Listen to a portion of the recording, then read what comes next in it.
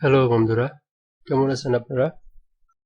আমাদের একজন ক্লায়েন্ট আছেন যার লিটারেচার বিষয়ে ওয়েবসাইট আছে। তিনি আমাদের একটা কাজ দিয়েছেন। কাজটা হলো এরকম, উনি দুটো স্যাম্পল ইমেজ দিয়েছেন। এই দুটি স্যাম্পল ইমেজের মতো করে আমাদের ওয়েব পেজ তৈরি করতে হবে। প্রথম ইমেজ হলো এটি একটি ন্যাথানিয়েল হাথর্নের কবিতা ওশেন বিষয়ে। এটি হলো প্রথম ইমেজ এবং এর পরবর্তীতে এটা হলো দ্বিতীয় ইমেজ। আমাদের পেজটা এই ইমেজের মতো করে তৈরি করতে হবে।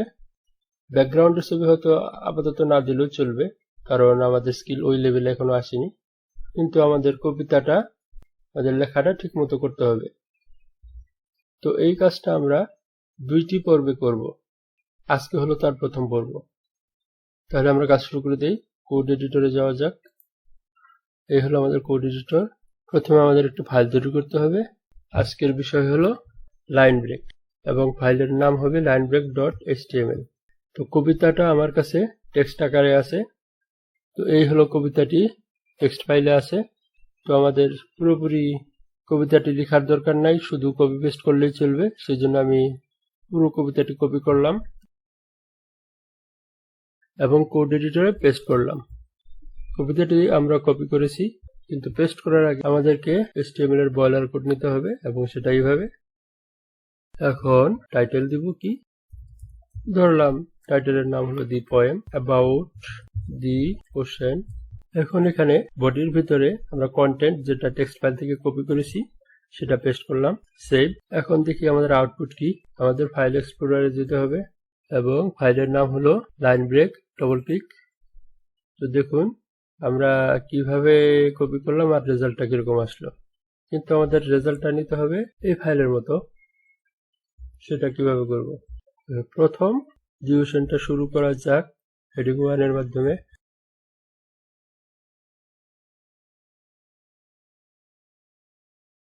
এটুকু পরের অংশটুকু কাট করে এখানে পেস্ট করে দিলাম। এখন আউটপুট দেখি, লোড ডিউশন হলো। এখন পরবর্তীটা কেমন আছে? পরবর্তীটা এরকম আছে।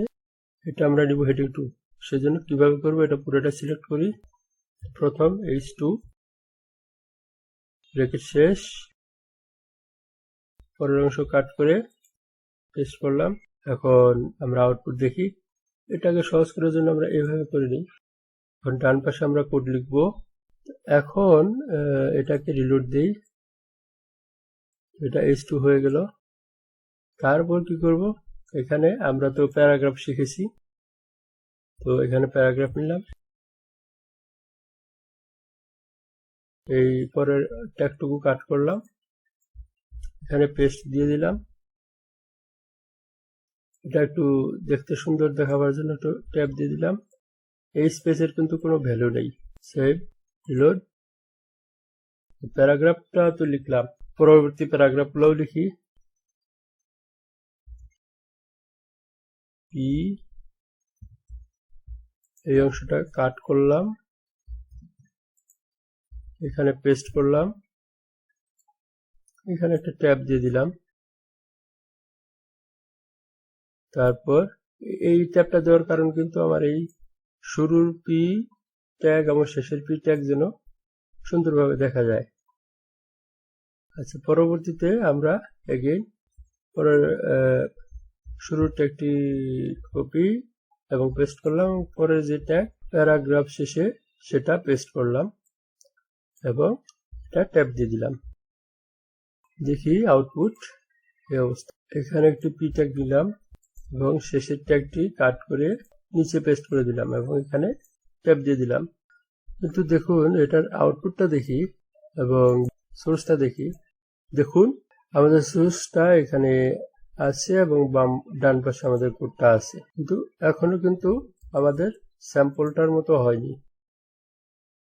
তো এই স্যাম্পল কি আছে, এখানে প্রতিটা লাইন কিন্তু এখানে লাইন ব্রেক আছে। তাহলে আমরা কিভাবে করব, এখানে আমাদের কিন্তু লাইন ব্রেক দিতে হবে। লাইন ব্রেক এইভাবে দিতে হয়, PR তারপর স্ল্যাশ এবং less than BR slash greater than.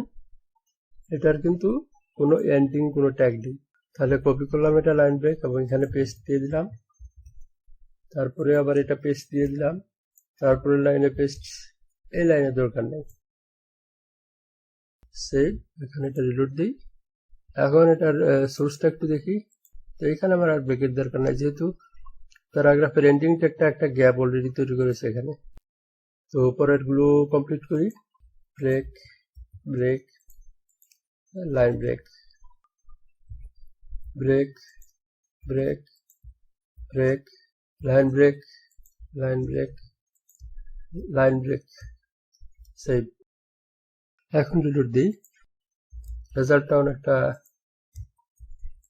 কাছাকাছি এসেছে, কিন্তু এটা লেফট লাইন, এটা রাইট লাইন। এই অ্যালাইন কিভাবে করা যায় এটা পরবর্তী ভিডিওতে দেখব। আর ব্যাকগ্রাউন্ড ইমেজ তো ইমেজের চ্যাপ্টার যখন আলোচনা করব তখন দেখা যাবে। কেন আমরা এই ক্ষেত্রে লাইন ব্রেক ব্যবহার করলাম?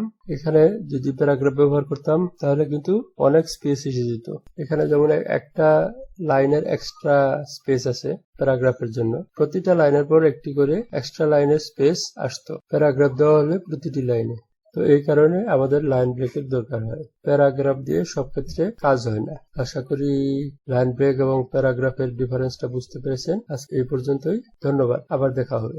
পরবর্তী ভিডিওতে আমরা অ্যালাইন কিভাবে করা যায়, রাইট অ্যালাইন কিভাবে করা যায় এই বিষয়ে আলোচনা করব।